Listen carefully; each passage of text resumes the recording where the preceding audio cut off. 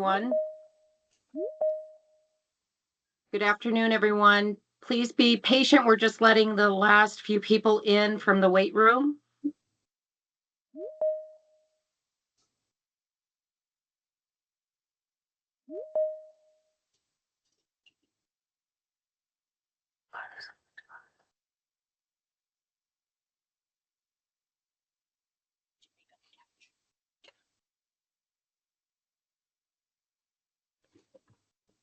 Afternoon and welcome to the Aging and Long-Term Services Department Universal Consumer Information Tool Training. Today, August 7th of 2024. We like to acknowledge all of our participants today in taking the training. This is a series of trainings that we will be offering to provide our network, our aging network, the opportunity to be introduced to the new tool that will be implemented October 1st and available in the database used WellSky database. We will be working with our tribes, pueblos, and nations to onboard this tool over the next year. We also have our partners at UNM invited to this training as well. So welcome, everybody. My name is Denise King. I'm the Aging Network Operations Director here at the department. I also have with me today Courtney Hoskins, who is our Aging and Long-Term Services Department contractor and has a wealth of knowledge from the Administration for Community Living. And then we also have our Program and Fiscal Data Manager, Mariam Morehouse. So you will also see a number of people. We do have our department staff involved in this training, so they are here to support any questions that you might have. We ask that you list that in the chat. Just a few housekeeping items. You want to change the slide, Courtney? Yes. Thank you. The meeting is being recorded and will be posted so that you can view that and share that at a later date. We will be sending that through email. We also have the PowerPoint and resources that we will be sending out that is being used in this presentation and the upcoming presentations. And we will also be sending that out through the network and through email. We also will be making both the recording and the PowerPoint and resources available on our website. We also urge that you turn on the live captions if you need that to allow for more language and speech options. And as you can see pinned here also with us today, we have 2 interpreters, ASL interpreters. So thank you.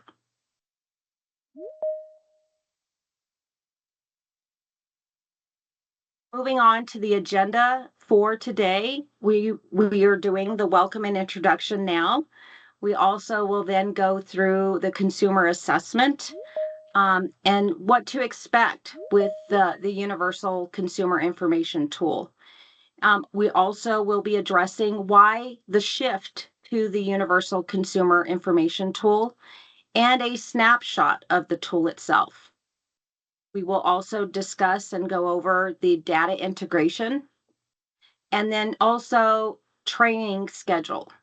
As I said, the videos will be shared with you at a later date, as well as the resources. And on your screen, you will also see an icon guide. And thank you to our external affairs team and Joey for putting this slide deck together. Courtney? Yep. Oh. Okay. All right. Okay.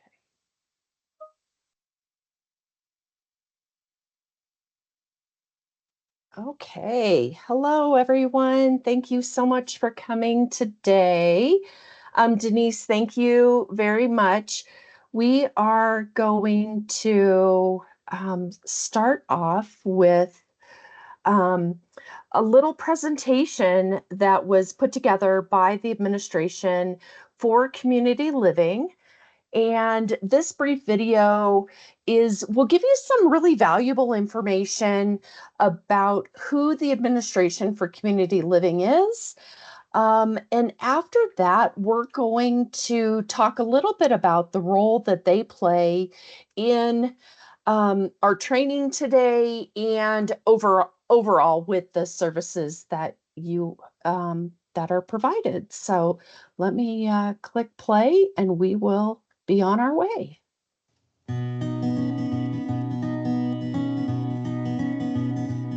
Communities are made up of all kinds of people, including people with disabilities and older adults. Everyone contributes to a community's strength. A healthy community supports each person's choices about how and where they live, and values the inclusion of all its members. We all enjoy a better quality of life when we can live in a home of our choosing with the people we love. But it's not as easy for some as it is for others. The number of older adults and people with disabilities in the U.S. is growing. Someday, you or someone you care about may belong to one of these populations. Many will need a little bit of help to continue to thrive at home, like transportation, homemaker services, or home-delivered meals.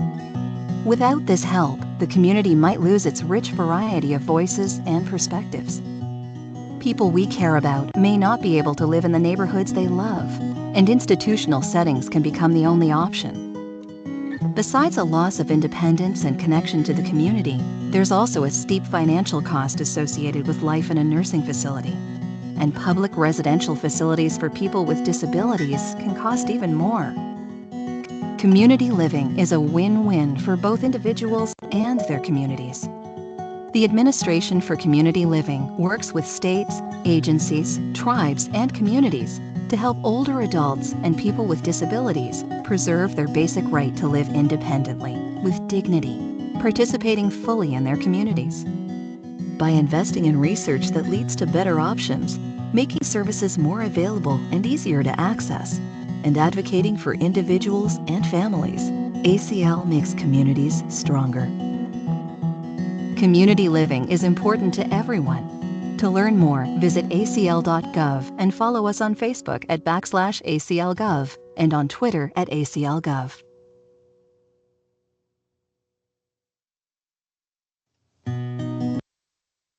All right.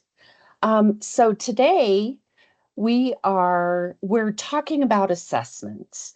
And a little later on, I'll go into a deeper dive about the Administration for Community Living. So as you can see here from this slide, assessments, as you know, are the core of identifying the needs of a consumer. And an assessment is just a series of questions that providers, that senior center staff use with their consumers to be able to determine the needs of the folks that are being served. The assessments are used to determine care plans and be able to provide the information for people to access the appropriate services and referrals within the communities. So historically, each of the New Mexico area agencies on aging have been able to use the assessment tool that they deem best for their particular areas. And those assessments have been available through WellSky. And that's where, and on paper version, the WellSky version's on paper. For your use in doing the assessment for the consumers. So that's historically of what has gone on. Unfortunately, what we've seen is this has led to inconsistent data collection. And so with that, what has happened is the development of this universal consumer information tool. So what we're doing is going to talk with you over these series of trainings like Denise mentioned about the Universal Consumer Information Tool. And so we're going to go into our first poll. We really want you all to be able to engage with us today. So I'm going to have Denise come up with the first poll. I'm going to put it on the screen first, and then Denise is going to be able to utilize the technology through Teams to have you actually fill out the poll questions.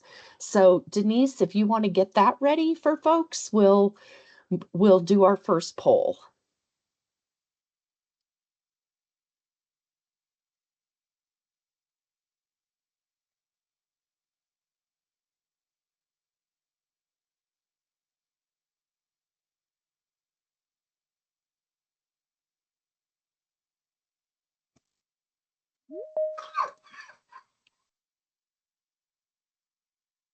Thank you, Courtney. And I'm working on that, but I'm getting a pop-up that is saying something went wrong with the poll. So be patient, and we may go to another slide here in a few seconds if this isn't resolved.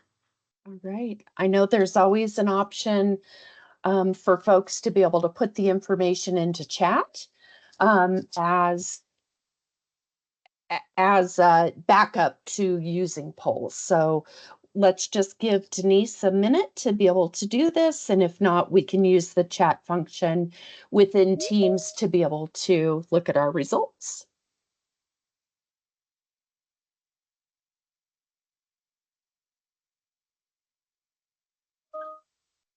Yeah, and that function is not working, Courtney. Okay. It's saying something went wrong and they couldn't save the tab. So please try Okay. again. And All right. Well, you know how fun technology is. So let's go ahead and be super flexible. So my friends, um, with us today, if you could utilize the chat function and answer the poll question just in chat, you could put number 1, number 2, or number 3. And then our ALTSD friends will take a look at that and see how we're doing. All right, so I'll give you about 20 seconds to do the poll.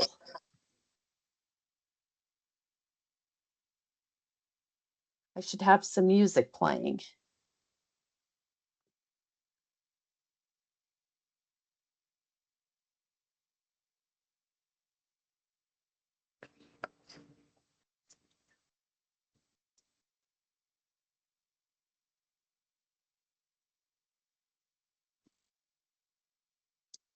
All right. So with that, thank you so much for sharing that in the poll. I'll jump back with ALTSD folks in a minute, and we'll be able to look at how many folks are familiar with the Universal Consumer Information Tool. You've heard about it, but not knowing the details, or this is a big surprise and you're learning about the new assessment, the Universal Consumer Information Tool today. So thank you so much. All right, so let's talk briefly about what is this? What is the Universal Consumer Information Tool? This is a new assessment tool that is standardized. And that means that every provider within New Mexico is going to be utilizing this assessment tool, this assessment. And in that, you'll be asking the same questions and that you'll be collecting the same data. Like I talked about a couple minutes ago, each of the AAAs, the area agencies in aging, were previously able to choose which assessment tool they felt most appropriate for their areas. There are many reasons why we've moved to this standardized assessment tool, and I'll be getting into that here in a few minutes. So let me share with you, the department developed this consumer information tool in collaboration with the area agencies on aging. We've been actually doing this for a couple years now. The universal consumer information tool, it contains the minimum requirements provided by the Administration for Community Living, Administration on Aging. They're the federal funding agency for all of the Older Americans Act programs. Also, the Administration for Community Living, or if I slip up and provide an acronym in there, it would be ACL, but I'll try to not do too many acronyms today.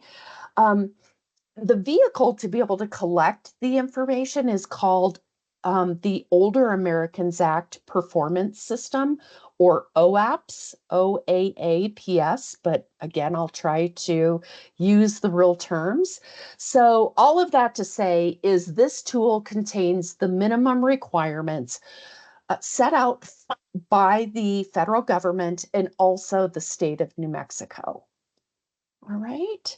So I bet some of you are thinking, why are we having to do this? Why is this change being implemented?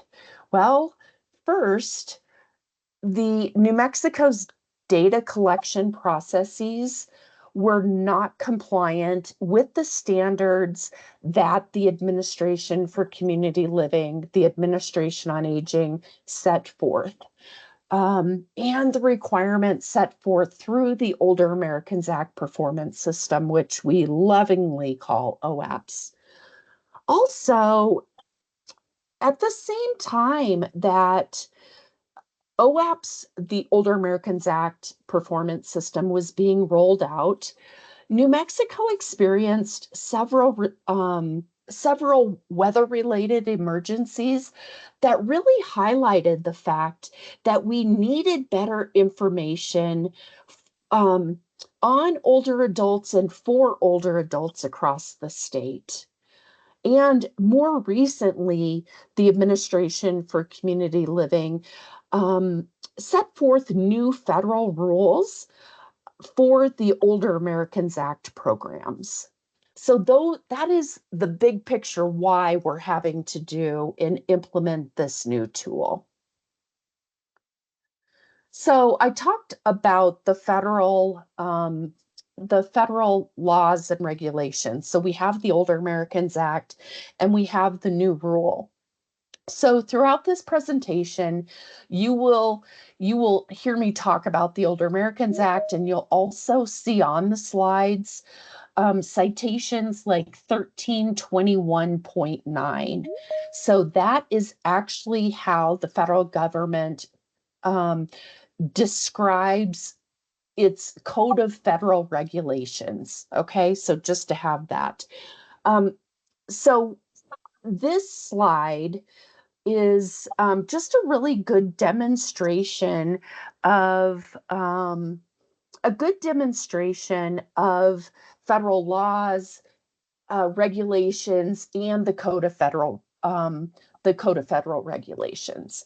So, as an example, federal laws are bills. They're also called policies.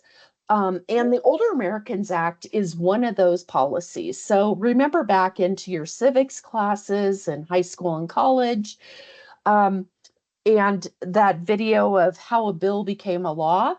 The Older Americans Act is the law that really speaks to the services that are provided in New Mexico. So that law was passed in 1965, and it was passed by both chambers of Congress. It was signed by the president, and we've been able to serve a whole lot of people over these years. So regulations are also policies, and they are the rules made by the executive agencies, such as the Administration for Community Living. So then in a little more detail, the Code of Federal Regulations is how the federal government calls, names the regulations that are administered by the federal agencies. And they are officially set forth through the Federal Register. So, as I talked about, our our federal law, is the Older Americans Act. It was first passed in 1965, and it was last reauthorized on March 20th of 2020. So, as you know, because you are intimately involved in the administration of these services, the Older Americans Act provides a wide range of services that focus on helping keep older adults in their own homes, helping folks be able to age in place, helps the caregivers, also provides the ombudsman services. And a bunch of other services. So we know that home delivered meals and congregate meals are some of the really popular services. There's personal services. There's home care services, transportation, legal assistance is under the Older Americans Act. So all of that to say, the Older Americans Act really helps keep folks in their own homes and communities.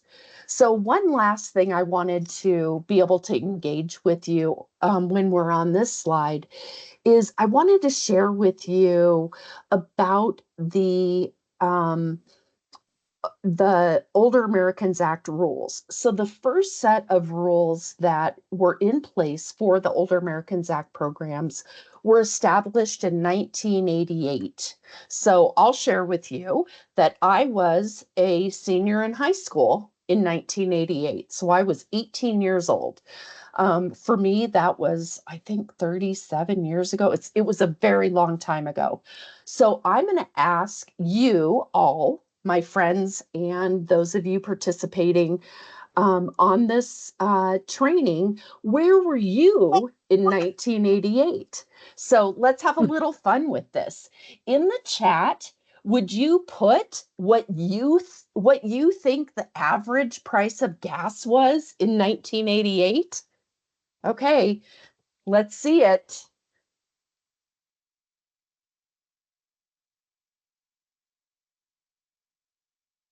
Okay, I'm seeing $1.85, 65 cents, 88, 75 cents. Oh, these are such great guesses. I love that. Right. We have some folks that are really, really close. Okay, I'm going to give it like 5 more seconds. Okay, the average price per gallon of gas in 1988 was 90 cents a gallon. Okay, wow. 90 cents a gallon. Who would love to pay 90 cents a gallon for gas now? I know I would. Yes, 90 cents. Okay, I have another question from 1988. What was the most popular movie in 1988?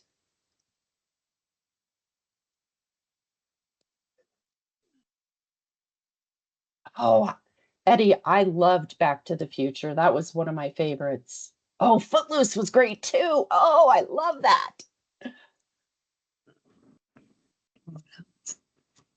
Oh, I love that. Okay, so the most popular movie in 1988. Oh, Dawn, you got it right. Rain Man. When I used the Google to get this information, it indicated that Rain Man was the most popular movie. However, some of you were very, very, very right also in that other notable films were Good Morning Vietnam, Die Hard, and Beetlejuice. And have some of you seen that they're doing the remake of Beetlejuice this year? It should be coming out relatively soon. So hopefully, um, we'll have the chance to see that, but it won't be 36 years before the regulations are updated again. All right. Thank you so much for participating in my nothing to do with consumer assessments piece of this training. All right. So let's move on to our next slide. So with this one, oh, I got to get back on. Okay, here I am. What I want you to do is just really look at this picture, okay? And I want you just to take in what you see, because I have another couple questions to ask you, okay? All right. So let's think about, what is the first step when identifying the needs of the consumer? And please use the chat. What is the first step when you identify the needs of a consumer? What do you do?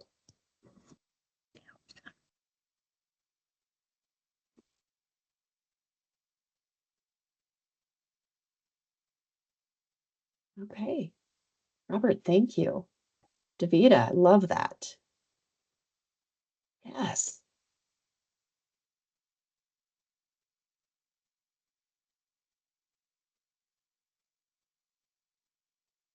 Awesome. You all are so smart. I love that so much. All right. So we're going to jump into our next into this next question. And I think because the poll isn't working well, Denise, we'll just, instead of causing you to have to type in stuff, let's just use the chat function with this.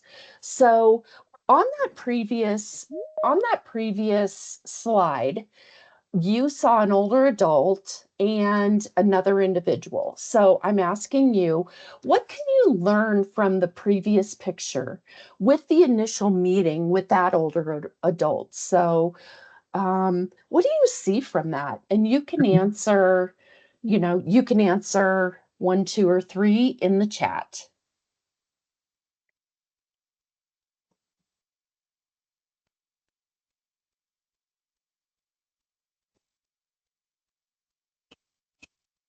Great.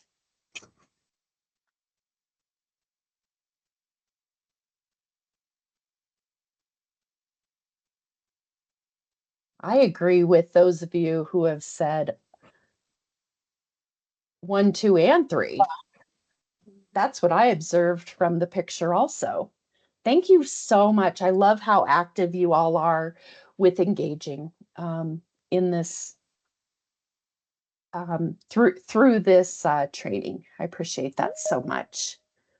All right, we're going to move on to my favorite piece of legislation, is the Older Americans Act rule. I'd like to share with you a little bit about the fact that the Administration for Community Living finally set new rules in place, and they went through the whole process through the Federal Register.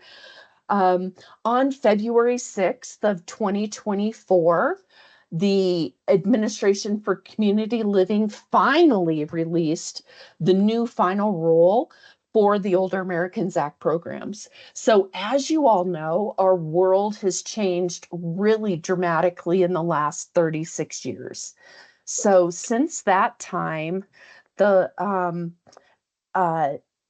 since that time, uh, as you know, a lot has changed in our world, in our country. The population of older adults in our country has nearly doubled, and older adults are living longer than ever.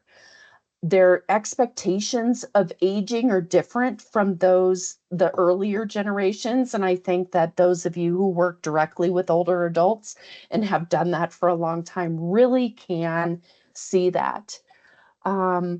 There also, with the older adults, there is an increased understanding of the impact of social determinants of health and how that's reshaping healthcare. non-medical services that help people avoid hospitalization and institutional care are also so critically important, just like the services provided through the Older Americans Act programs.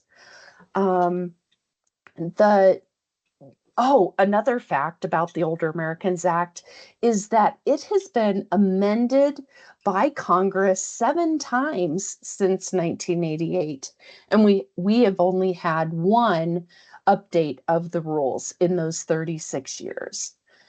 One important thing to know that has not changed is that older adults are overwhelmingly still want to remain independent in their communities, in their homes, and that the data shows nearly 95% of older adults are able to do that. And many of those people do that with the support through the Older Americans Act programs. So one thing that you can do is pat yourselves on the back for helping keep people in their own homes where they want to be. You are such a critical part of these services that are provided. So I just want to thank you for that.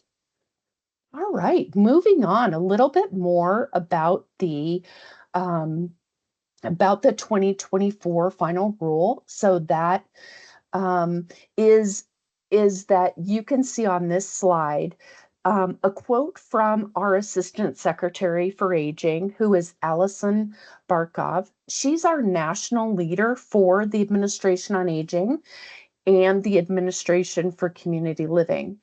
She is a political appointee, appointed and then confirmed by Congress. So she's our national leader. So she quoted, or I'm quoting her on this slide, about the new regulations, saying the updated regulations strengthen the stability and sustainability of these programs. And we are looking forward to working with our partners in the Aging Network to implement them. So I love this in that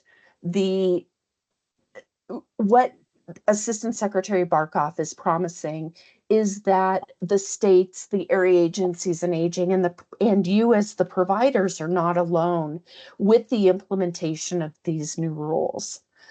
I also wanted to point out on this slide here that over on the right side, it shows the 2024 final rule to update the Older Americans Act is actually a live link to the rules. So when these slides are sent to you, you will have a direct link to the rules. Righty. So let's talk about this a little bit more.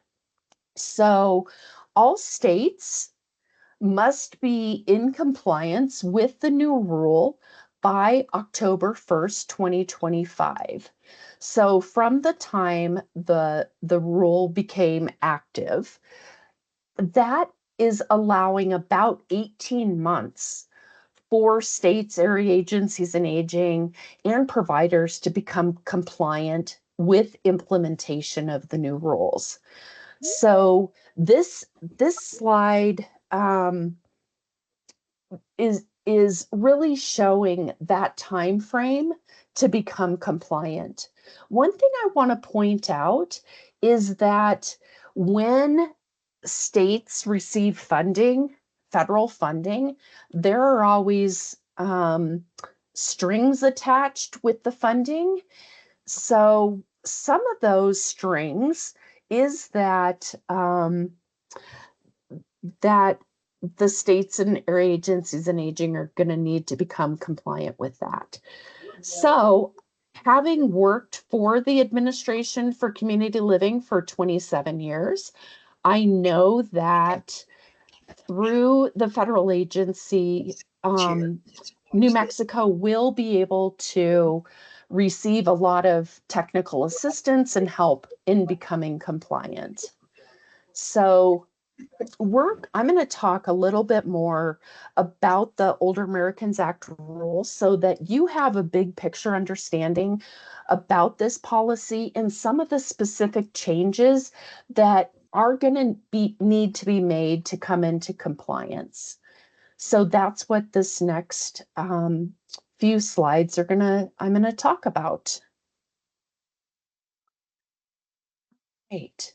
Okay, so with this, as you know, definitions are a big part of how we provide the services. We need to be able to know we need to be able to know how to define things. So in the new rule, it really specifies a lot of definitions. We highlighted here with a turquoise arrow the brand new definitions that have been added to the new rule. So some of those new definitions are conflicts of interest, the greatest economic need, and the greatest social need. Okay, so this list here that you see on the screen are all of the definitions outlined in the new rule. So some of the ways that changes will take place with implementing the new rule is going to be in the form of policies and procedures. And this is going to have to happen at the state, area agency, and local levels, being able to make sure that all of our policies and procedures are up to date with the new standards. And so also, the another vehicle in which the new rule is going to we're going to be able to come into compliance is through the development and implementation of new state and area plans on aging. Okay. I'm going to talk on this next slide about some of the definition changes that have happened. One definition change that I am really excited about is that the in-home supportive services rule has changed, or definition has changed in the rule. So as you can see on this slide, it talks about how in-home supportive services can include homemaker, personal care, home health, and other aids. Visiting and telephone or virtual reassurance services can be provided, chore maintenance can be provided, respite care for families, including adult daycare, and minor home modifications that are necessary to help facilitate older adults' health and independence. Those services can be provided when it's not readily available under another program. That may not seem really different to folks unless you've been around a long time like I have. The previous definition in the 1988 regulations had a limitation of the amount of funding that could be spent on minor home modifications. Does anyone know what the amount was? If not, I'll share it with you. Oh, Michelle, you're close. It was a little higher than that. It was $150. So seriously, what could be provided of minor home modifications for $150?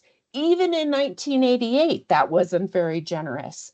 We were so happy to be able to see that this piece of an amount of money being spent was totally mitigated with these new regulations. So in the process, I know I'm going down a little bit of a rabbit hole, but in the process of um, uh, the federal rules to be able to have new regulations, it allows for comments and suggestions from local communities, from stakeholders, from the states, the area agencies on aging, the providers, older adults themselves.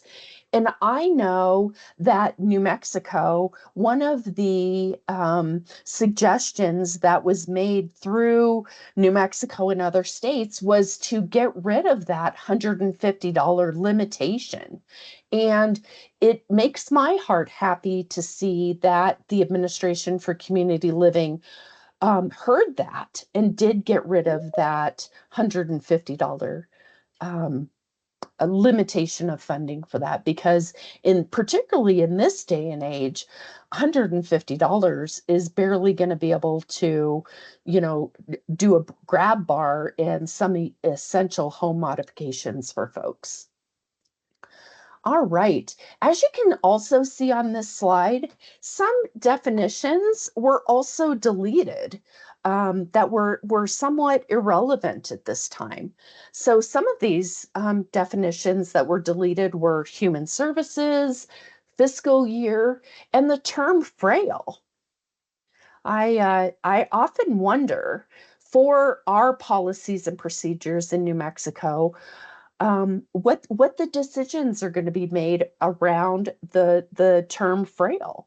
Is that going to have an impact on how you all provide services? Just something to think about. All right, we're going to move into another poll. And Amy Brown, I just want to thank you so much for providing the results from our first poll. So thank you for that. And that is in the chat. So I would like to ask the question, so when must the state's AAAs and providers be fully compliant with the new rule? All right, I'm seeing some great answers coming in here. So I'll give it another 20 seconds or so.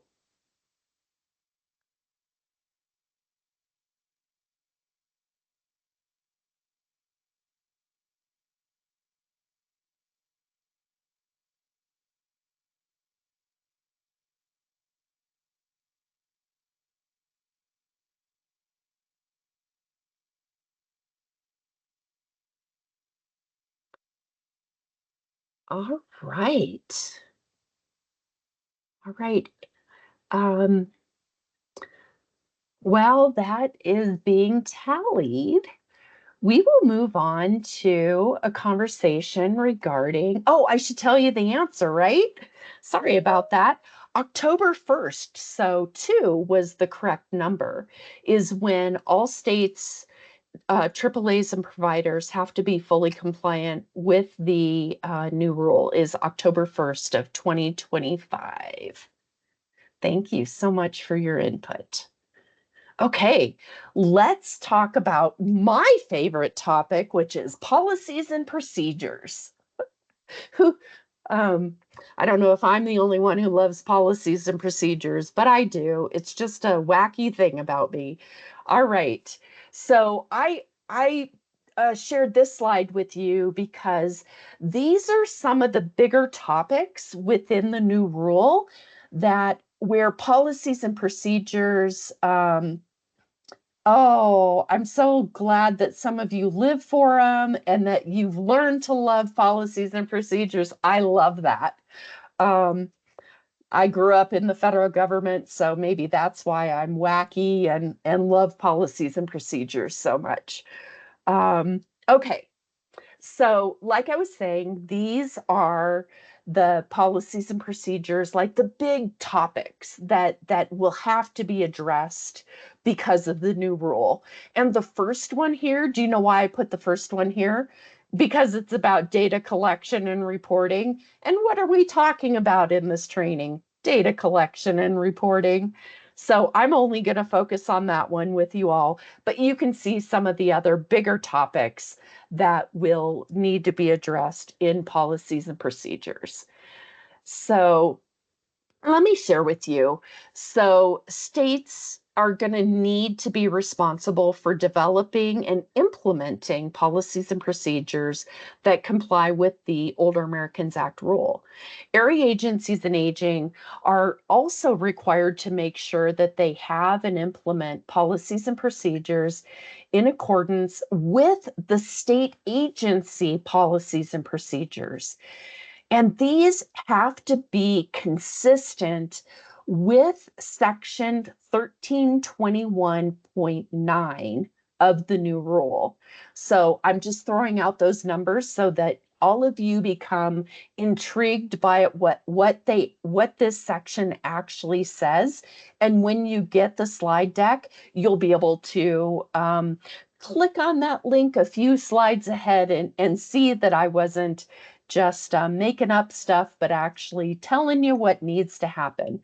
So a couple other things within 1321.9, it actually directs the State Units on Aging or Aging and Long-Term Services Department to develop and implement policies and procedures that are aligned with the ACL's required data collection and reporting requirements. And in that, it also talks about how there's a need to establish requirements for client eligibility and client assessments. So with that, the new rule really is an important piece for us to be able to talk with you to talk. I'm sorry, let me back up a little bit. It's important for us to share with you what's in the new rule and then be able to share with you that the development and implementation of the Universal Consumer Information Tool, the new consumer assessment, will be able to be in compliance with the new rule because of that. Yes, Madeline, and the client protections, yes. So I'm not going to belabor 1321.9 anymore. Just to say, this is one piece. So we were a little fortuitous in developing the consumer information tool, the Universal Consumer Information Tool, prior to the new rule coming out. And we will be in compliance with that implementation. All right, so let's move on a little bit about why it's important. So I just have policies and procedures, and also in 1321.9, just pointing out some of the pieces that specific pieces around service delivery. So I'm going to let you all read this slide. But I want to talk with you about why it's important to have policies and procedures. So in the chat, could a couple of you just tell me why it's important to have policies and procedures?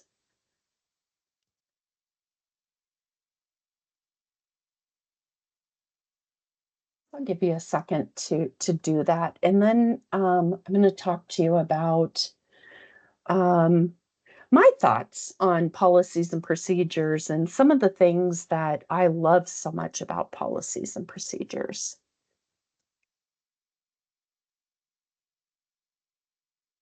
Yes, I love the consistency. Yes, yes, yes. You all are amazing. So,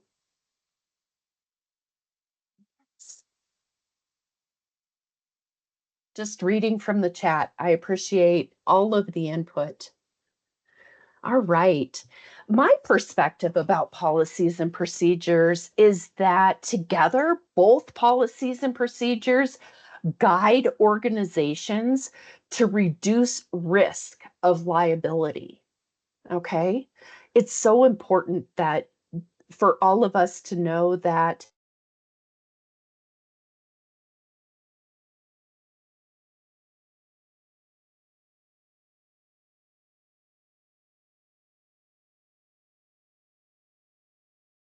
Brittany, you're muted. Courtney, I'm not sure how I muted. I talk way too much with my hands. I'm gonna have to sit on my hands. I apologize for that. Um, so let me just start with some of my notes.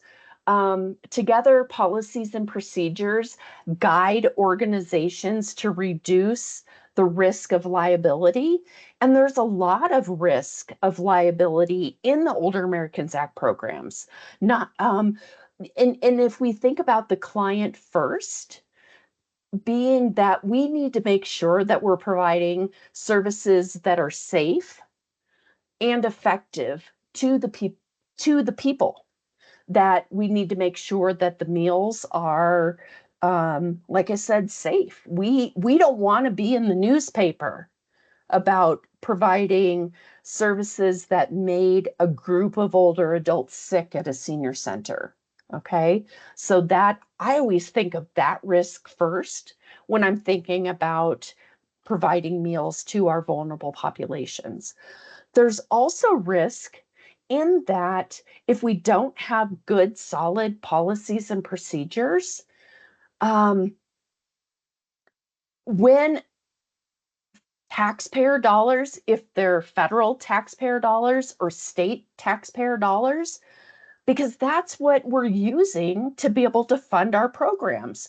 What if we don't have good policies and procedures around the use of those funds or the compliance with the reporting requirements? It sets us up to lose that funding. Okay?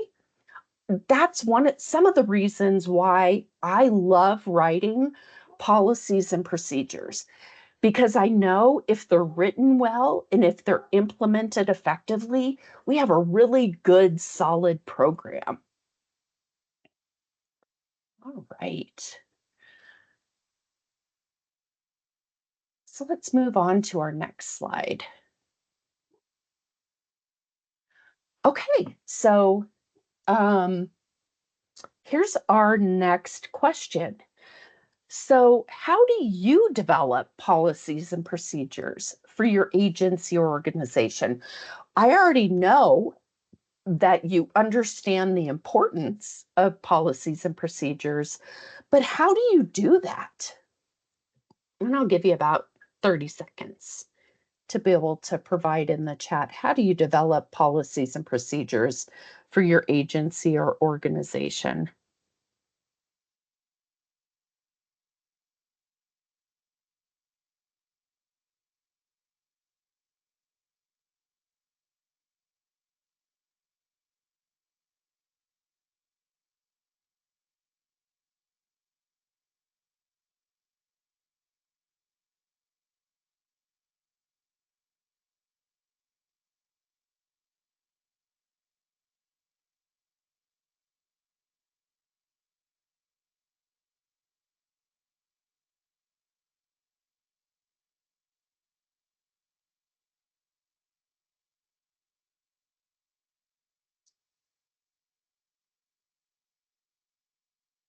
Actually, that's a great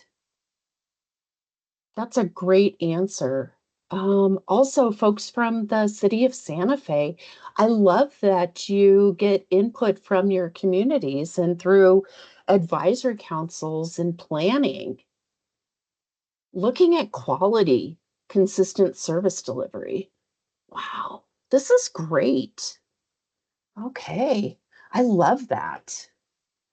One thing I want you all to know too is that because there are new federal rules and because of the new the new consumer information tool, um, you all are going to have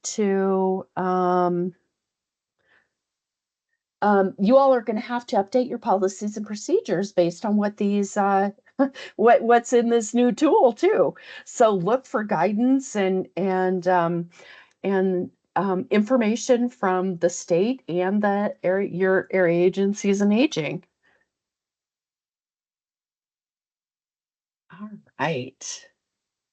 let's move on to, I appreciate all of your input. Let's move on to a little bit about the, more about policies and procedures. I picked this one out because it focuses on the clients and service priority. So it's an important part of the rule to share with you because now there's a requirement that the state and area agencies on aging must ensure that services are available to people identified as members of priority groups. And as you can see here, that they'll be determined through assessments of local needs and resources. Um, so one thing that's important to point out too is that state and area agencies on aging are the ones responsible to establish that criteria to prioritize the delivery of services. So I see this piece of the rule being implemented and coming into compliance through the state plan on aging and the area plans on aging.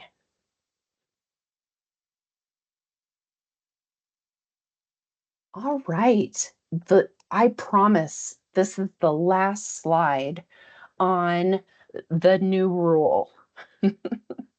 um, and it's about emergency management. Remember, I shared with you a little bit earlier in the presentation that the Universal Consumer Information Tool was one of the reasons it was developed because of the weather-related emergencies. I think I think that not just weather-related emergencies, but the pandemic, all of the weather-related emergencies across the country have led the Administration for Community Living to put a focus on emergency management within the new rule. So I'm not going to read this slide to you, but you can see how important with all of the citations here, 1321.87, 0.99, 0.101, and 103. Those are related to emergency preparedness. So with, like I've shared before, the Universal Consumer Information Tool is really a critical part and a critical step for the state and area agencies on aging to come into compliance with the new rule. These are really important tools, not just to come into compliance, but most importantly, being able to provide person-centered quality services to older New Mexicans and their caregivers. Okay, you are going to get a much needed break from me talking to a video on a society. Oops, I apologize. I need to quit touching the buttons, right? This video is about person-centered planning and practices. And I figured you needed a break from me talking and for you to be able to listen to this really and watch this really good video that was put together on person-centered planning. It describes person-centered planning and practices so much better than I can. So I am going to stop talking, if you can believe it, and play the video. The video is about 6 minutes. So here you go. Made up of systems that sometimes brush aside the critical importance of the individual. Implementing a person-centered culture and approach is an effective way to balance the power of the individual with the power of systems. By putting the individual at the center of the conversation and removing the assumption that we already know what's important to them brings about new awareness and possibility. Person-centered practices are simple tools that work to help people clarify what's important and to help them develop a simple plan they can implement. Every person is unique, and the service system must be able to respond flexibly to each person's situation, strengths, needs, and preferences. In doing so, our aim is to ensure the service system is driven by the very people it supports. Person-centered practices were originally born out of a necessity to listen to people, acknowledge their truth, and assist them to take action. In order to more fully understand another person's experience, a good place to start is to explore the questions as they apply to your own life. In the spirit of empathy, spend some time in your own inquiry by simply asking the questions we've laid out in this video before helping others. It will give you a well-informed perspective of what it feels like to be asked these questions. Focus on the elements you think would be helpful to the person, tailoring your questions and approach to the conversation. We open with seeking to understand your current state. This is the best place to start. Ask open-ended questions and follow-up responses by repeating what is being said to fully understand what is being communicated.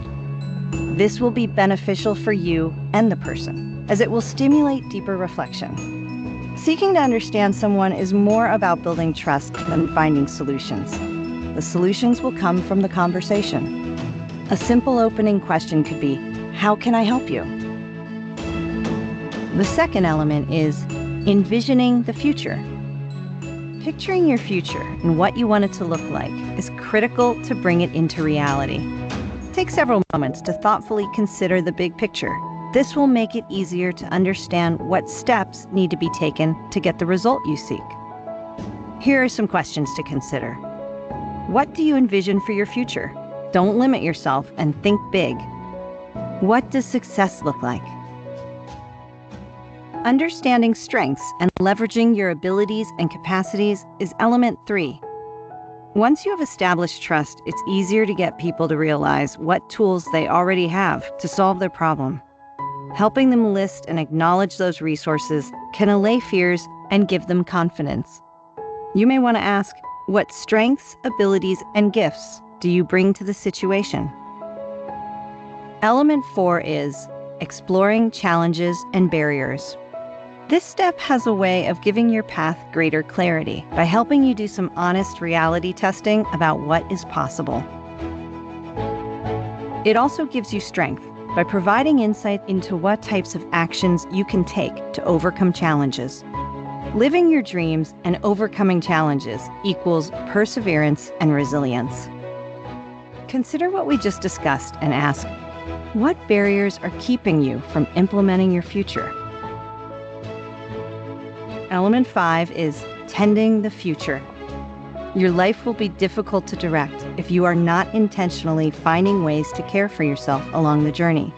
Acquire a new skill, join an activity or support group, establish daily routines for health and wellness. Your future will not be yours without actively reaching for it. Here are some questions for discussion. How do you define success? What actions, behaviors, or beliefs can you adopt that will make your future a success? Asking for help is element 6. You don't have to do it alone. In fact, you shouldn't. Seek out the support of others through family, friends, or service professionals. People want to help. Be clear about what you are requesting. Keep it simple. Often people are honored when asked to do so. Give them the opportunity to help. You won't regret it. Take an inventory of your relationships and ask, who is on my team and how can they help me to implement my plan? Our 7th and final element is stepping into the future. Taking action on what we want in life is the only way to fully realize that life. But you don't have to do it all at once. Take small steps that connect directly with your future. Seek the help of others. Don't give up, even when it becomes difficult.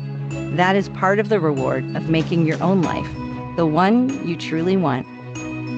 In preparing to take the first step, ask, if my success was assured, what bold steps would I take? The future is yours for the taking. What are you waiting for?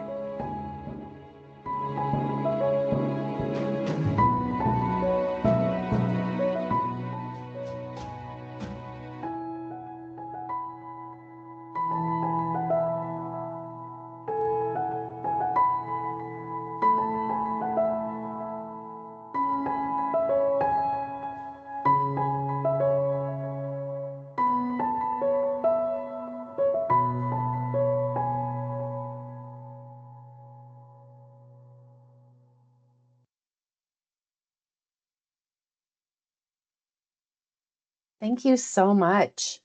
We're going to discuss that here in on this next slide, but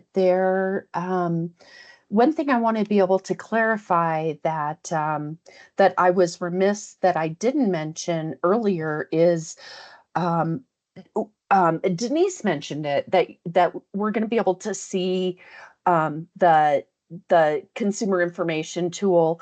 I also wanted to let you all know that there was a question in the chat that responded to something I said, where the question was, did you say that the providers need to create new policies and procedures to support the new tool? So if so, is there a time frame? So from my perspective, that's not my place to set what that time frame is going to be. I know that the Aging and Long-Term Services Division and the Aging Network Division is going to be communicating a lot with the area agencies in aging and setting out those expectations of what will need to be changed within policies and procedures. And then if you're at the local level, that will have to be a decision made by your area agency in aging. I do know that with the implementation of the consumer information tool, there is a standard now. Um, so if you have a blanket policy and procedure saying that you will follow the guidance provided by the area agency on aging, that will be up to your AAA to be able to decide if that's good enough, or maybe they are going, I'm just trying to say that those are decisions that have to be made at a higher level than me. One thing I do know is that there will be some implementation policies that will have to be adhered to. I know that the the means in which the Universal Consumer Information Tool will have to be addressed. It is a web-based system, and I know that starting day one, October 1st of 2024, not is not everybody is going to have access to the web-based because of tablets and internet access and all of that kind of stuff when you're out there doing assessments. However, down the road, 100%, I don't know the date, 100%, those assessments will need to be done online. Another thing too is, in the meantime, there will be paper forms for you as the providers, those of you who do the assessments, to be filling out. I know also that you as the providers are going to be required to conduct that assessment with the individuals and not just handing the sheets of paper out to people. I know that those are some of the changes that will be coming down the pike for the implementation of this tool. All right, so I just had to take care of that little bit of a laundry list. And let's talk about person-centered approach to the Universal Consumer Information Tool. And then as soon as we get done with this discussion, we will have another couple minutes to be able to answer questions so far. Okay, so let me ask the question of you all. How do you see being able to utilize an assessment tool as a through a person-centered approach? When thinking back to the video of how do we use that assessment to really make sure that what we're doing for the older adults is person-centered? Okay. just give me your thoughts through chat.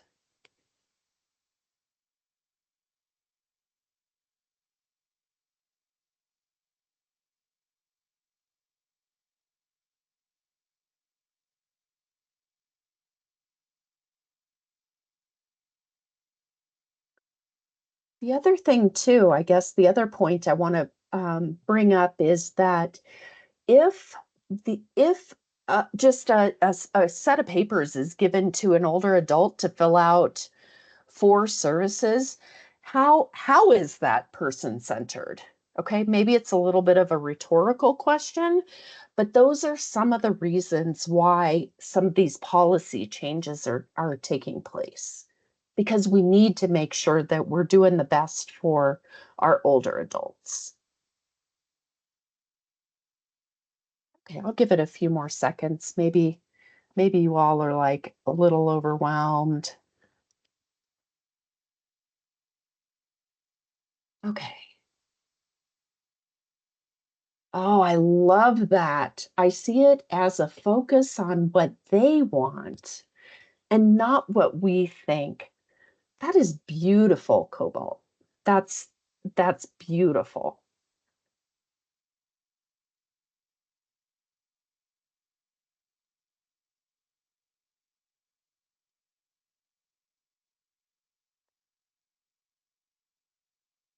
All right, I'll give it another couple seconds. If not, Cobalt, I think you're the winner for this piece of the training. And if we were in person, I think I'd have to give you a little bit of candy or something.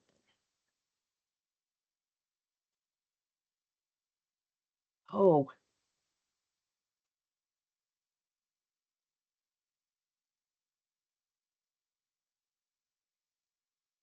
oh, thank you for that question. Yes, I'll address that in on our next slide. Okay, let me move us to our next slide. So let me just open it up to other questions. So a question came in being, is it October 1st, 2024 or October 1st, 2025? Yes, you are absolutely right. One of the slides stated that one of the slides stated October 1st, 2025, and that is the implementation for compliance of the new federal rule, where the implementation for the new the Universal Consumer Information Tool it will go live on October 1st of 2024. So thank you. I really appreciate you bringing that up so that there's that clarification. I see that Denise has her hand up. So yes, Denise. Yeah, I just want to clarify, Courtney. So the new rules encompass a lot of different things than just data. And Right. so what we're rolling out is this new assessment tool, the Universal Consumer Information Tool, which will go live in the database on October 1st of 2024. But as a state, we have to be in full compliance to the rules that was set forth under this new rule change, which encompasses all the rule changes and not just the data. So implementing the Universal Consumer Tool as of October 1st, 2024 in the database is our steps to getting in compliance so that we can be fully in compliance by next October 2025. Just wanted to clarify. Beautiful. Thank you so much, Denise. Other questions?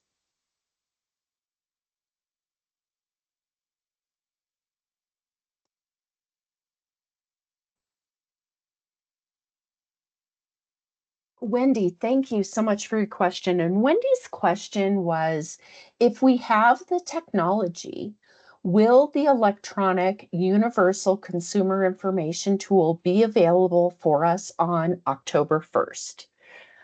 My answer is yes, it will be. Just to share a little bit, and I think I may be taking a little bit of Miriam's thunder, but she can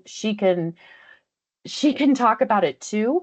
We have a final update that just a couple questions need to be changed on the tool, and ALTSD is working really hard with WellSky right now to be able to get those changes made, and that it will be live October 1st, 2024. Okay, other questions?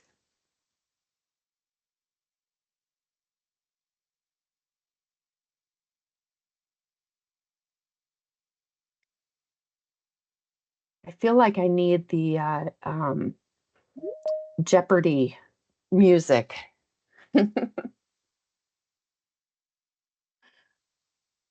All right, I'm not seeing a whole bunch of questions come in, so I'm going to move on. All right, here we go. You ready? Last chance for questions. Okay, here we go. So we really wanted to be able to share with you kind of the structure, because we've talked a lot about the Administration for Community Living and the state units on aging and services and rules and all of that kind of stuff. So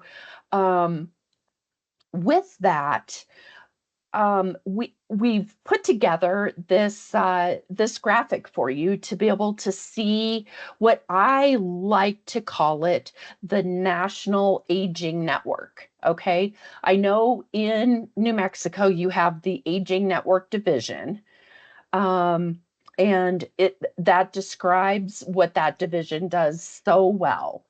But there's a national aging network, and it's made up of the Administration for Community Living, 56 state units on aging, which Aging and Long-Term Services Department for New Mexico is one of those.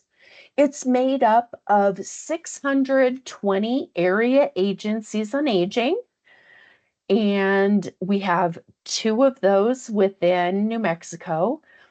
It's made up of 292 separate and distinct tribal organizations throughout the country, over 20,000 service providers, and there's a missing comma, but over 5 million volunteers. So that's incredible. So that's like the organizational structure of the aging network. So what comes from that organizational aging network are those critical services and supports that are provided to older adults. So on this slide, it shows national data. So isn't it cool to think that you're a part of 1 in 5 older adults being served? And with that, national data shows over 28 million rides were provided.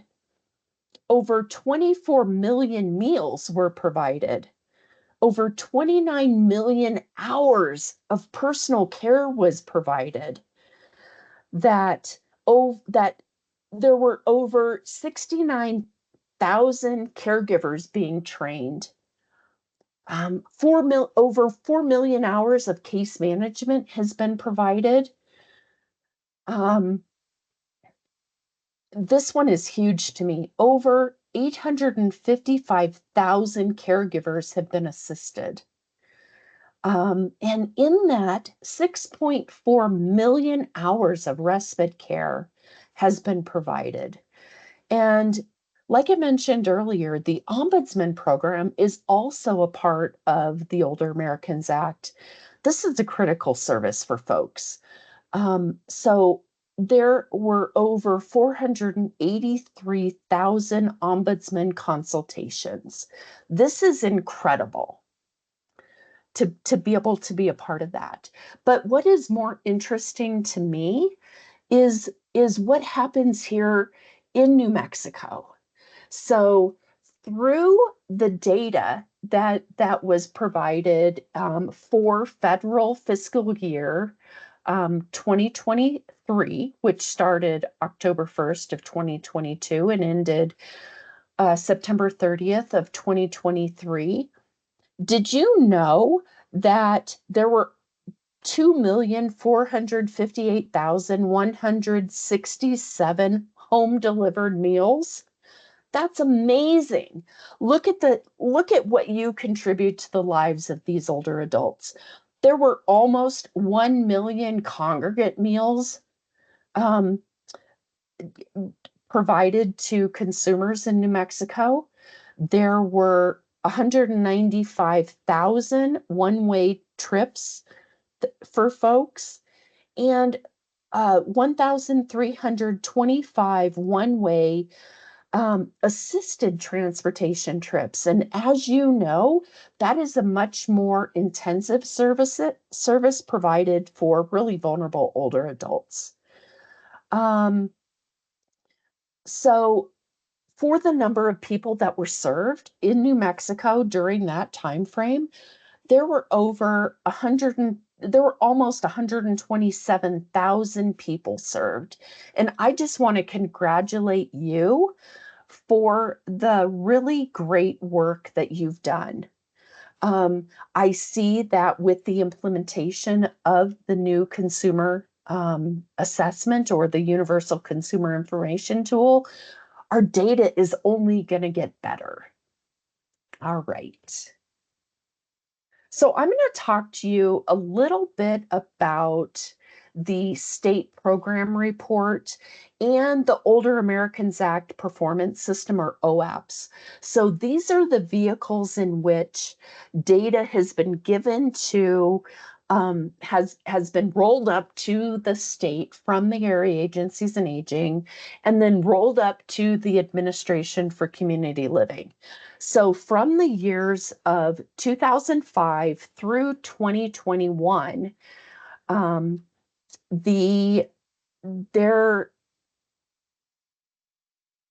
there was the state reporting tool, or the SRT. So that was the vehicle in which the state program report, or the SPR, was provided to the Administration for Community Living to be able to get those specific data requirements up, to provide that report. Sorry, that was so clunky. This performance information on supportive services, it was congregate and home delivered meals, all of those pieces and parts. So that tool went out in federal fiscal year 2021. So starting with federal fiscal year 2022, the Older Americans Act Performance System is the current vehicle in which the state performance report, all of those data requirements are given to the federal government, to the Administration for Community Living. It's so cool. Miriam's going to talk to you about this in just a minute, regarding a little bit more about how this happens at the state level. So let's talk a little bit more about the OAP system, or the Older Americans Act Performance System. So it is 100% a web-based system. It is overarching a person-centered. It requires person-centered data. Those were some of the changes between the original state program report through the SRT, state reporting tool. This data is much more person-centered in that we need to be able to make sure that we're providing the right services to our vulnerable populations. Like I mentioned, it is a web-based system. So what happens then is that the data gets put into the web-based system through WellSky in New Mexico at the local level. And then the data is combined in the WellSky system. And so the area agencies in aging are responsible for inputting that data. So then what happens is that the data comes to the State Unit on Aging, which is Aging and Long-Term Services Division. The state is also then responsible to validate that data, and then it's submitted to the administration for community. It's submitted to the Administration for Community Living by the end of January. So I totally read this slide wrong, Miriam. I so apologize about that. So Miriam has another one where it will make much more sense. So just read the slide, follow the arrows, and we'll just move on from here. I apologize about that one. Okay, OAPS is real. I wanted to be able to share with you what it actually looks like. So in developing this slide, I went to the OAPS database. And this is what it looks like. This is what it looks like for the Administration for Community Living staff to go into it, the state staff to go into it, and the Area Agency and Aging staff to go into it. You as providers will not be utilizing OAPS, but your piece of it is through the Universal Consumer Information Tool.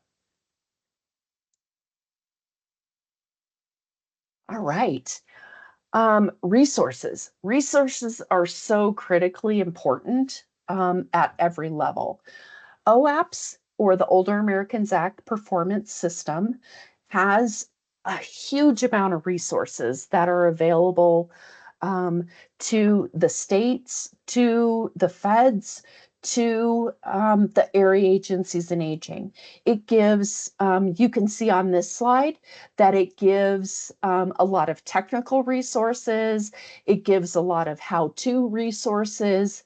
Some of the technical resources are related to definitions, why changes were made, how to input information into the systems. This is all public information. So if any of you are wanting to be able to see this information, I know that the AAAs can download it and send it to you. I know that it is out there on the Administration for Community Living website for you to be able to see. All right. Just wanted to let you know there are resources out there. All right. This slide is a summary of the changes. So it really shows two different components of data input into the Older Americans Act Performance System.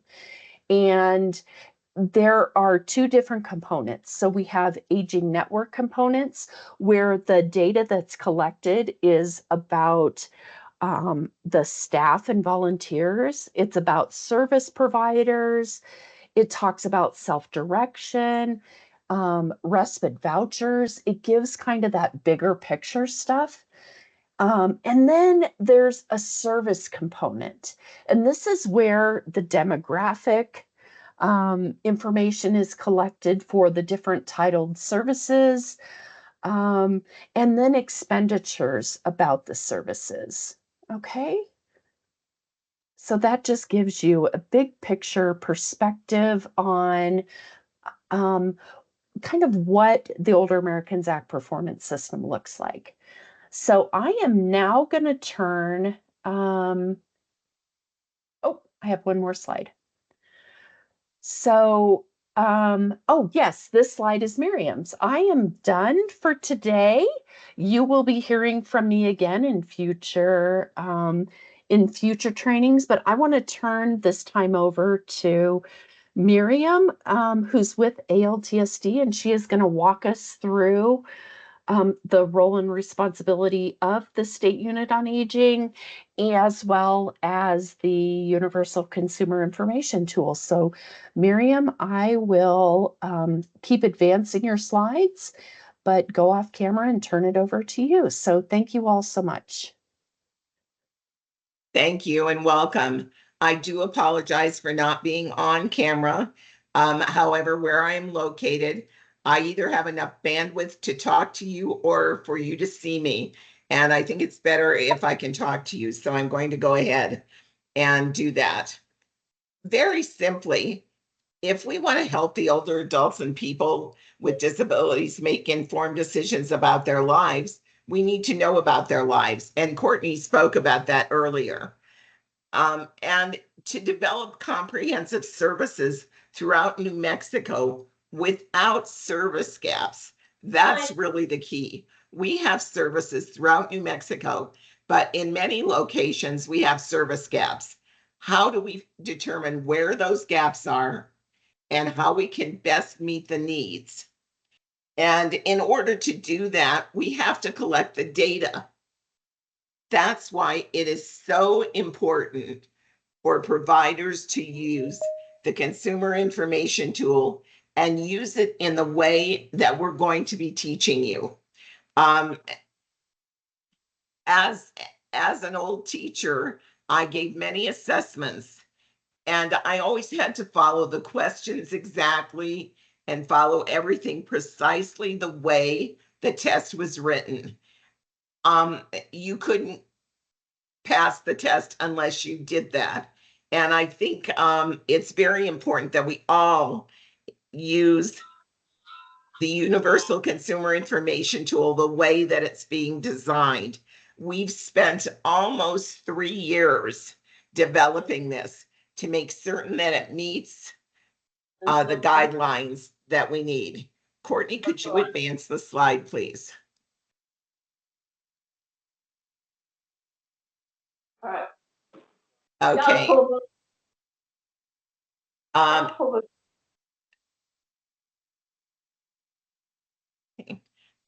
This is really how it's going to be working.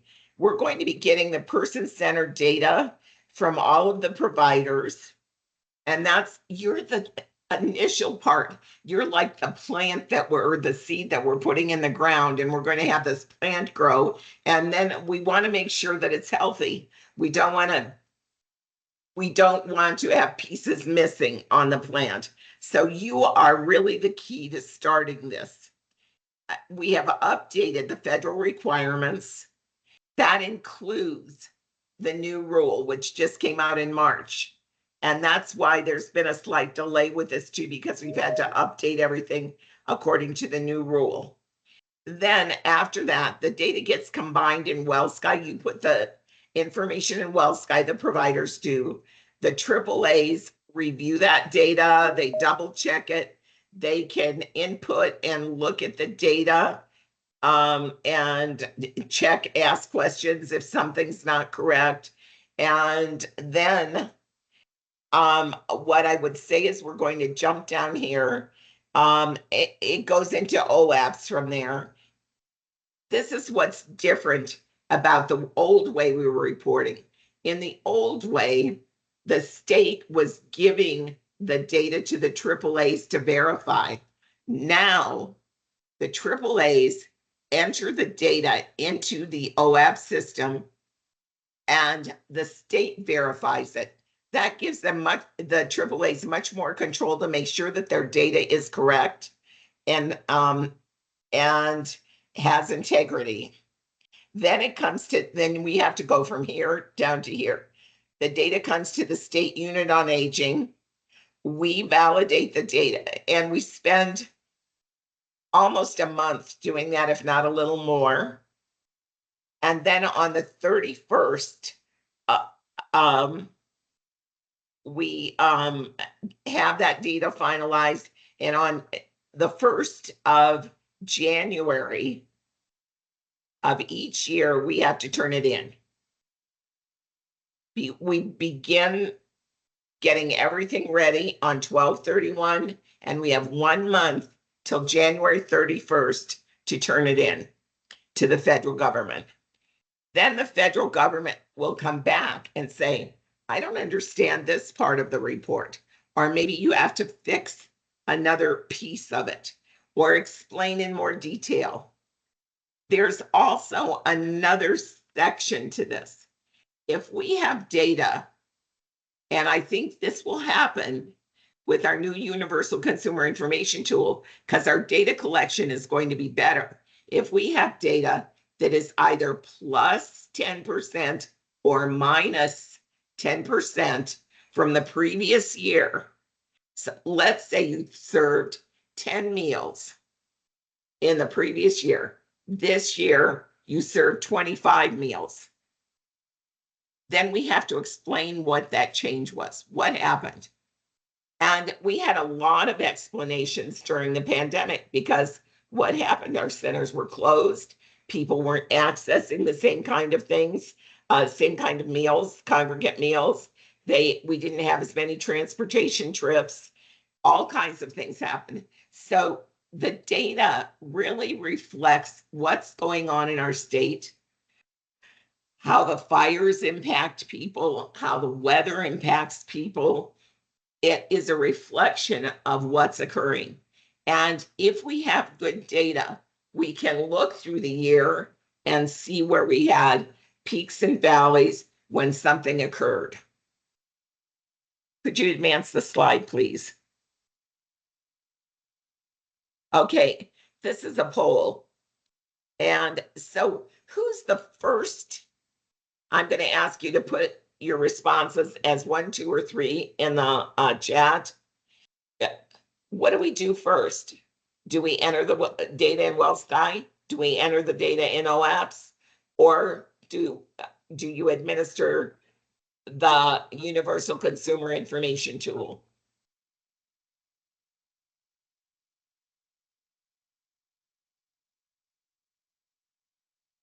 All of those are responding, yay.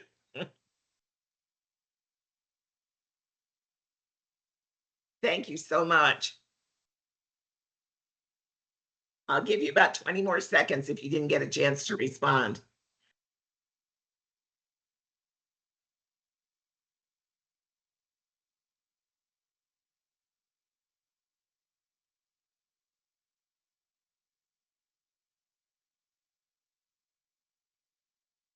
Okay. Yay. Let's go on to the next slide, please.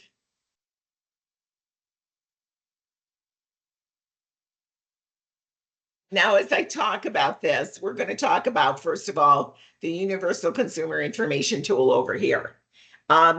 This web-based consumer assessment is obviously in WellSky A&D, and it's embedded with Skip technology.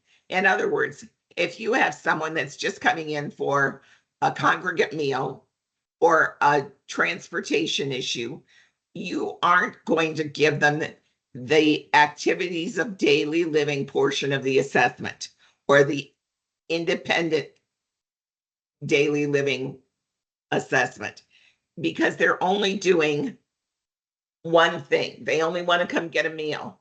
You will have to give the nutrition assessment though.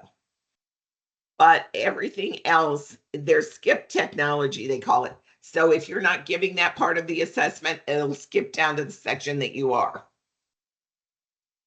When someone is completing this assessment on the consumer,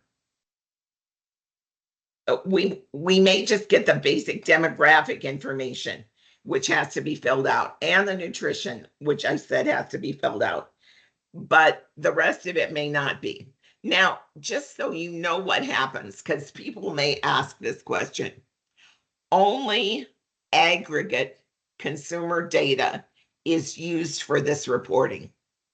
So WellSky, one of the things that I really like about our WellSky product is that we can go in and ask them how many unduplicated consumers received a service.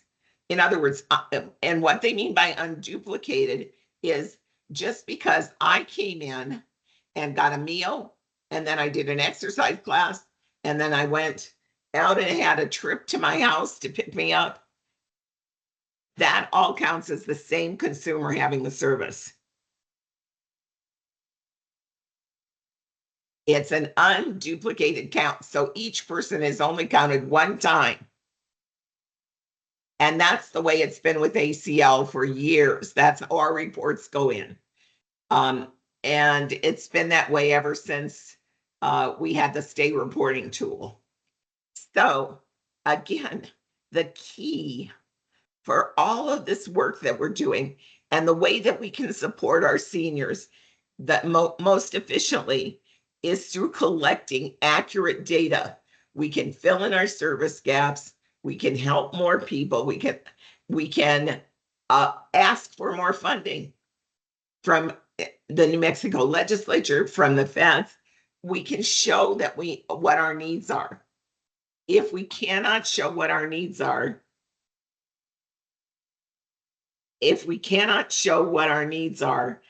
we don't have anywhere to share it. There's a few things in chat that I'll discuss in just a minute. Okay, so the printed paper or the database, you can use either one at this point. And I believe they'll both be available October 1st of 2024. That's the Universal Consumer Information Tool. So the provider records the data. I'm not going to go through and read the small parts of the slides. I'm sure you've had time to read it while I've been talking. The AAA uses the data, and so does the State Unit on Aging, ALTSD. Now, we use this data, and so does the AAA when we ask in their area plans, but we're using it for all kinds of things. I don't know if you know this or not, so I'm just going to take a minute and explain it.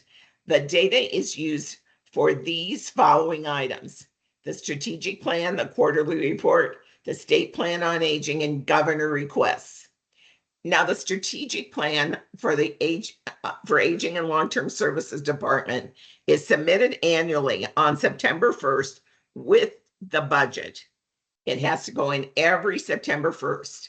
So the data is gathered from WellSky, and the budget goes into the LFC and DFA. And if we don't have excellent data, then we, again, can't be asking for certain increase in services, or we just don't have the documentation to support our request. And so this is the key, and you are the key as providers. Also, the quarterly report, I'm not certain if you know about the quarterly report, but there's certain agencies, and we are one, that are called key agencies. Those key agencies must report to LFC and DFA on a quarterly basis, and we get a report card afterwards. We have certain performance measures that we turn in. For instance, we turn in how many volunteers we have.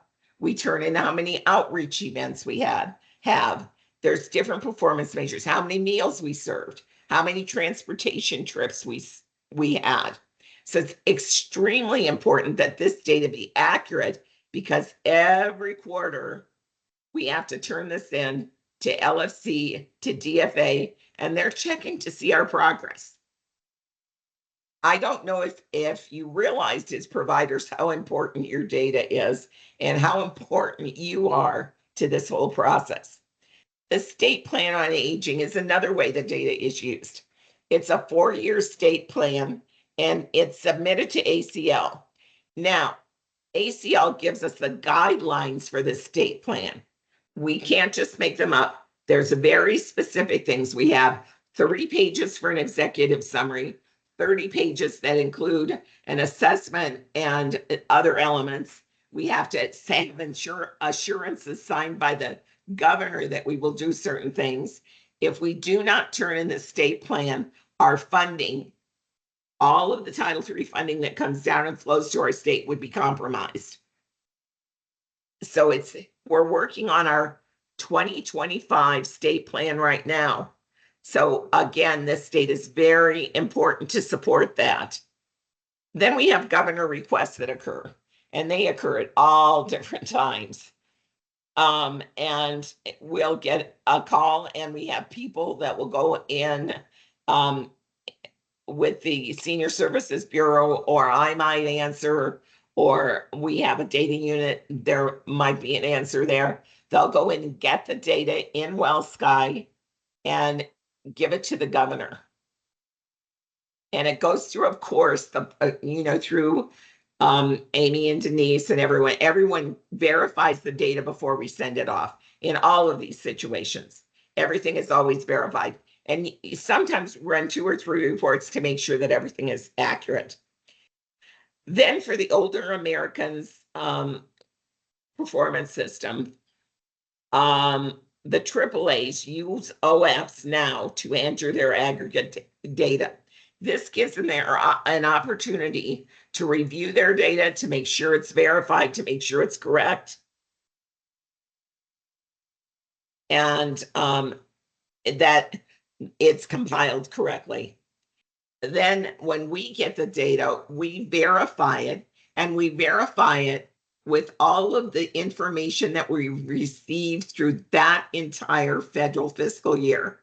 We also have to put in the expenditures, and WellSky does not have the expenditures in. So we're verifying all the money we've given to the AAAs and they've given to you as providers. We're verifying every single item, every invoice. We're making sure that it all integrates.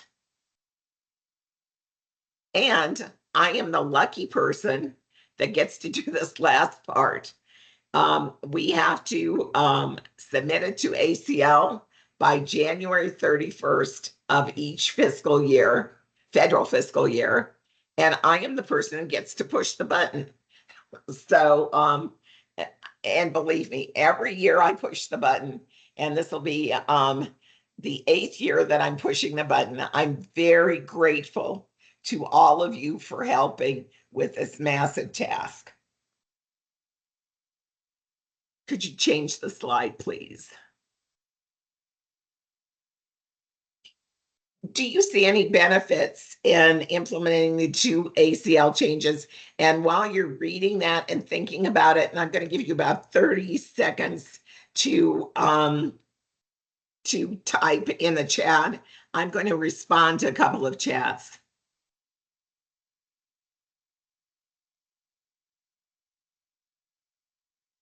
And the first one, Davida, 1 and 3 could coincide.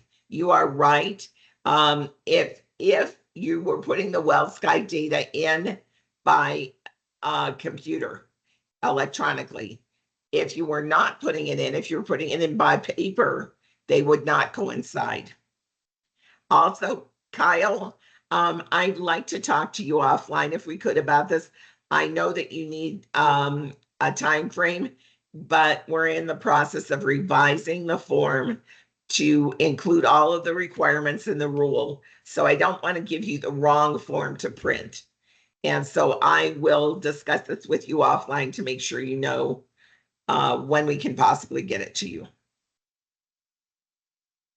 So if you don't know, it will ultimately save time when conducting assessments.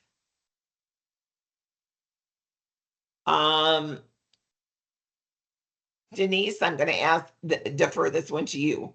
Will providers keep the same 6-month schedule for assessments that we follow now? Because I know we've had discussion about that. It's annually.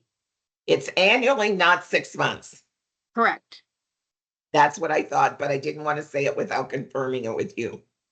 Per our general counsel of review of the NMAC rules, it's annually.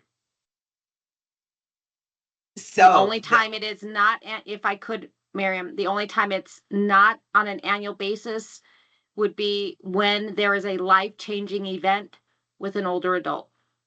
So for instance, if an older adult falls, is hospitalized, is discharged with a plan of that they then need to be reassessed sooner than that annual timeline.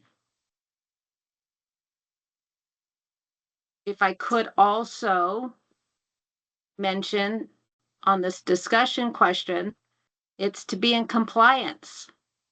What is the benefit of implementing the Universal Consumer Information Tool? It's to be in compliance so that we continue to receive the federal funds that we do.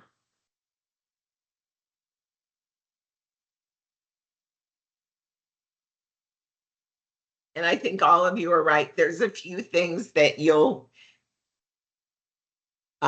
here's another comment. Address needs with current client info, improve data, gathering improved data to demonstrate the community need, showing the growth of the population in New Mexico, being compliant, and to ensure that those who have the greatest, whoops, I lost you, the greatest social and economic needs are prioritized. That's perfect. And we are going to have to define social and economic needs, both of those for this. Okay. Someone said GRG is on a 6-month reassessment schedule. Well, you're now hearing that it is a requirement for an annual reassessment, not a 6-month.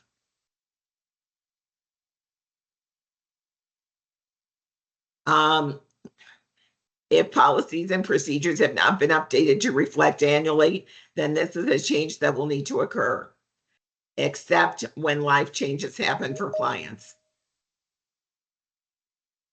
Okay, before people that received home delivered meals were reassessed every 6 months, is that also changing to once a year? Yes, unless there's a life-changing event.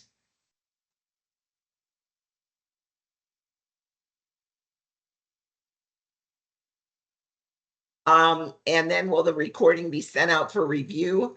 The recording is going to be posted on the website, and it will have different elements, not just the recording, things that you will know about.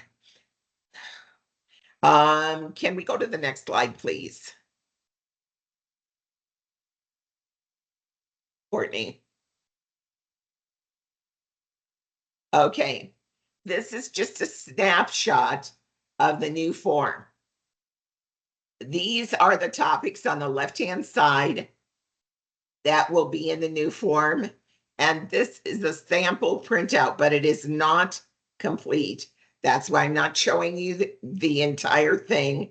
I'm just giving you a snapshot of the different items that you will cover.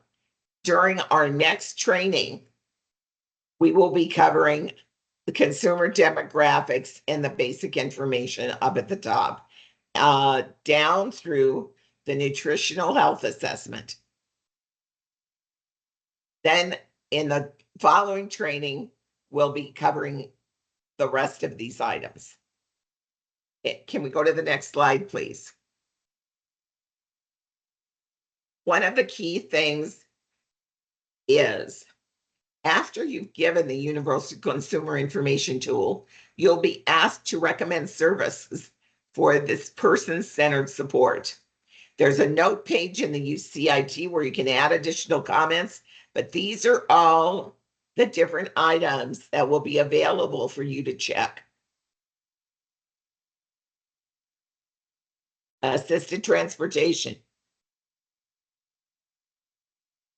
So are there any questions about that?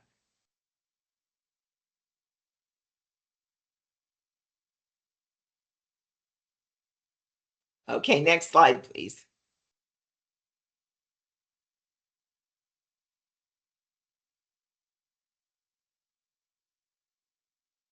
Oh, you know what? I did not cover. You can't answer this poll. We're not going to take it because I did not see my slide in here about how the UCIT was developed.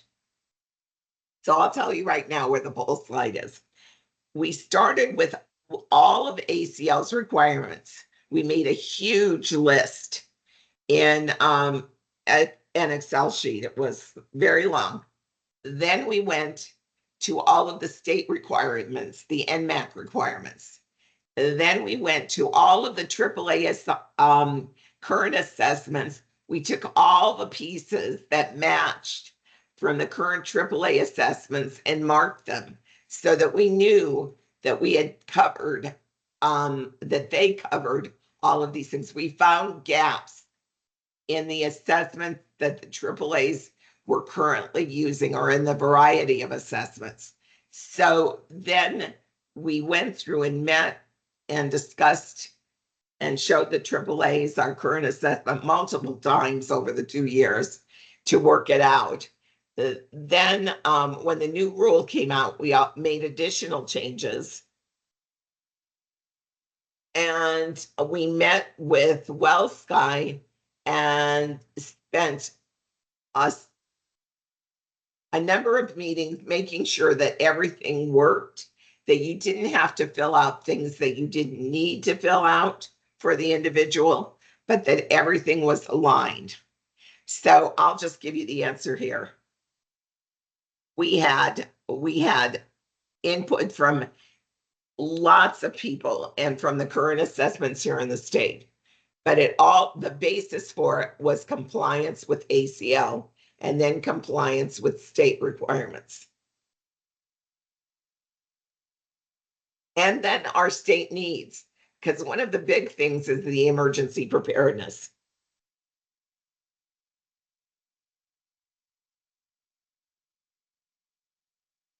Okay, we've got someone here that we need to take a comment about because I don't know how to answer your question about 6 months reassessments for counseling, respite, and case management. So we'll just need to note that and contact you later, Wendy. Unless Denise has the answer. Yep, no, I think Neil Sagata from the non-Metro AAA addressed it in the chat. Okay. As Los Cumbres, where Wendy's from, is contracted under the non-Metro AAA. Okay. The next slide, please.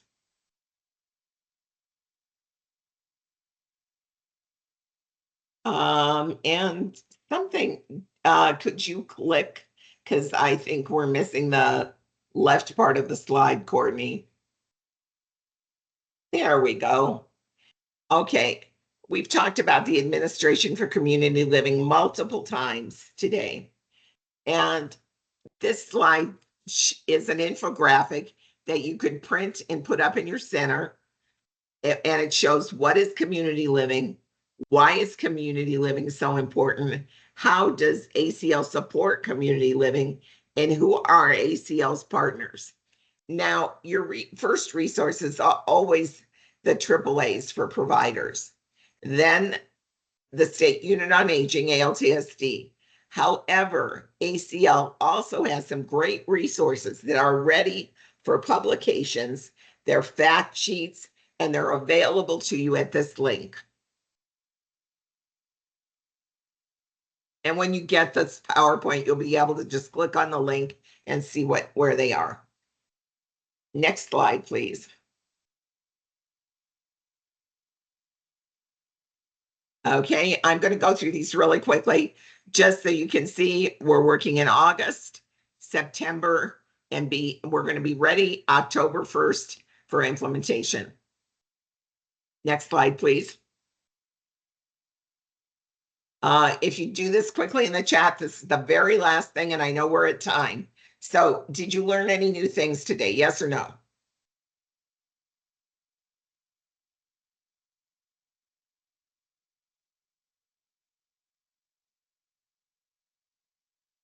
And while you're answering in chat, let's do the next slide, please. Courtney, can you, yeah.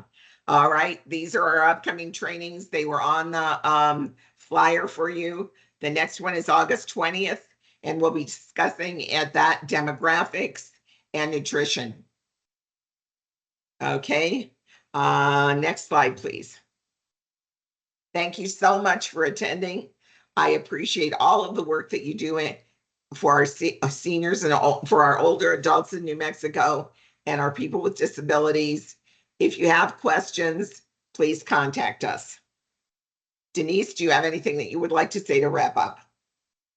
Thank you, Miriam. Thank you, Courtney, and everyone behind the scenes, Joey and our interpreters and the Senior Services Bureau staff. All providers, thank you for attending this session. We look forward to August 20th and resuming our Universal Consumer Information Tool training. Thank you and have a nice evening.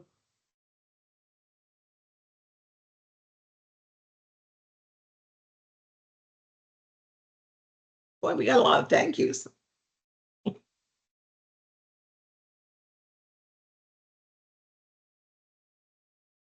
Didn't I?